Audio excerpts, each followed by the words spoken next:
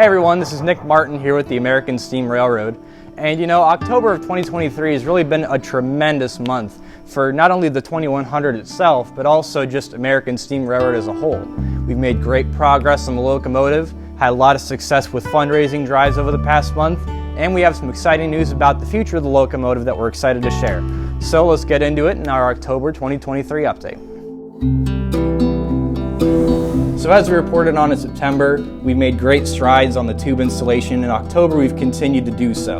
First of all, we're excited to announce that the fundraising for the tube installation is 100% complete and fully funded, thanks to you. This has all been a grassroots effort, no grants, no matching campaigns or anything, just generous donations in big and small amounts from people like you. So we thank you very much for that. So in terms of the progress we've made in October, we have finished all of the rolling on the front and the rear tube sheets this month, and then toward the middle of the month, we finished all of the seal welding of the tubes as well. So this process actually not only seals the tube to the sheet, but also kind of acts as a heat sink so that heat is evenly distributed from the firebox between the tube itself and the tube sheet. And if this weld was not here, then the tube would be subjected to an excessive amount of heat and possibly start cracking down its length.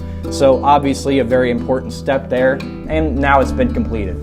But before we can say the tube installation is completely finished, we'll need to bead about 60% of the tubes out of the front sheet in a required pattern, as well as giving everything one final roll before the tube installation is fully complete. And then to seal up the entire boiler, we'll need to put in a new steam dome lid, which we have one of our volunteers machining. It'll be thicker and a little bit domed to meet the proper standards for today, as well as putting in some studs on the side of the boiler where they had corroded in the past, as well as putting in some new components for the valves on the back head. But once we're done with those, we'll have the boiler sealed up and ready for a hydrostatic test. So once again, we encourage you to continue donations to get this great project completed and get this locomotive rolling out of the shop doors, which is something that we all look very forward to. So one of the great things that October has brought to ASR is our 4th Legends of Steam event and our 2nd Legends of Steam event of 2023. We're here at the DoubleTree in Independence, Ohio with Steve Wickersham. We just wrapped up a great presentation ranging from everything from the American Freedom Train 30-day restoration all the way up to the 614's operations on the chassis system. And Steve, I'm sure you would agree it's been a really great night, not only recalling these memories for yourself, but also sharing them with such a great audience. Oh, I thoroughly enjoyed it, and I'm very supportive of what you're all undertaking with 2100. I think it's terrific. I think you're doing a wonderful job. What we did full-time professionally. What you guys are doing is harder in a way, and it's on weekends with weekend warriors, and it's a difficult challenge, but you're in the right direction, and the engine looks great. She's in better shape than I expected to see her. All of you folks who are contributing to her restoration, keep focused. Don't lose sight of the goal. When you get her running again, when she comes to life, it will be worth it, and you will be proud of her, and you'll be proud of yourselves. Well, everybody, October's been a very, very exciting month for us on a variety of fronts. First and foremost, though, is of course the announcement that Reading 2100 will debut as the American Freedom Train 250.